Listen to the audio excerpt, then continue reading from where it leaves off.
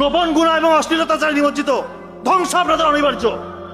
এখন আমি একটা কথা বারবার বলি, এমন কোন স্টেজের স্টুডেন্ট নাই আমাকে ফোন দিয়ে কান্নাকাটি করে না যে গোপন গুনাহে লিপ্ত না বুঝে করে ফেলেছে, আজকে জীবন হেল হয়ে গিয়েছে, তার স্মৃতিশক্তি কাজ করে না, তার চেহারা উজ্জ্বলতা নাই, চুল পড়ে যাচ্ছে, বিয়ের পরে সংসারগুলো টিকতেছে না।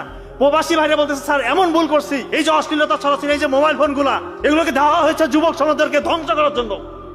আর এখন যুবক সমাজ এই ফাঁদে পা দিয়েছে, এটা শয়তানের ফাঁদ। এই কাজ করবেন না, গোপন ইবাদত করেন, আল্লাহর কাছে এটা থেকে মুক্তির জন্য দোয়া করেন, না হলে কোনো মুক্তির রাস্তা নাই। বিশ্বাস করেন, যত কাজই করেন কোনো কাজে বরকত পাবেন না যদি এই গোপন গুনাহ, এই অশ্লীলতা যদি ছাড়তে না পারেন, আপনার পতন সুনিশ্চিত। আপনি কত বড় হয়েছেন, মেম্বার অফ পার্লামেন্ট, ডাক্তার, বিজ্ঞানী, আপনার পতন সুনিশ্চিত। আপনাকে এমন অবস্থার সম্মুখীন হতে হবে, আপনি ওটা চিন্তা করতে পারবেন না, চিন্তা করতে পারবেন না। বলবেন এরকম কেন অপমানিত হচ্ছে, আমি জায়গায় জায়গায় হচ্ছি, কেন হচ্ছি? আল্লাহ তাআলা আপনার জীবন থেকে রহমত বরকত উঠিয়ে নিয়ে যাবে, কারণ আপনি গোপন গুনাহ লিপ্ত। দয়া করে গোপন গুনাহ ছেড়ে দেন, গোপন ইবাদত করেন, আল্লাহ তাআলা আপনাকে আকাশচুম্বী সাফল্য দেখাবে ইনশাআল্লাহ।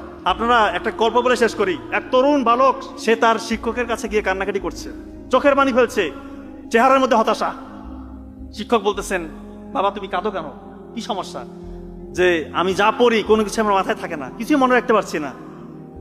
এক দৃষ্টিতে বালকের দিকে তাকিয়ে ওই শিক্ষক বললেন যে, বাবা শোনো, জ্ঞান হচ্ছে আল্লাহ তাআলার নূরের আলো। এই আলো সেই হৃদয়ে স্থান পায় বা স্থির হয় যে হৃদয়ে কোনো পাপ বাস করে না। ওই দিন থেকে উনি পাপ থেকে নিজেকে মুক্ত রেখেছেন। ওই ব্যক্তির নাম জানেন? ইসলামের 4 ইমাম, তার এক ইমাম শাফি রাহিমাহুল্লাহ।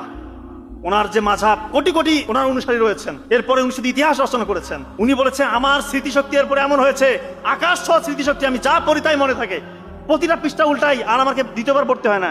এত স্মৃতিশক্তি আল্লাহ তাআলা তাকে দান করেছে, সে অশ্লীলতা থেকে নিজেকে দূরে রেখেছে। আপনার কি অবিশ্বাস হচ্ছে যে পাতা পড়তেছে, স্মৃতিশক্তি এতটাই প্রখর?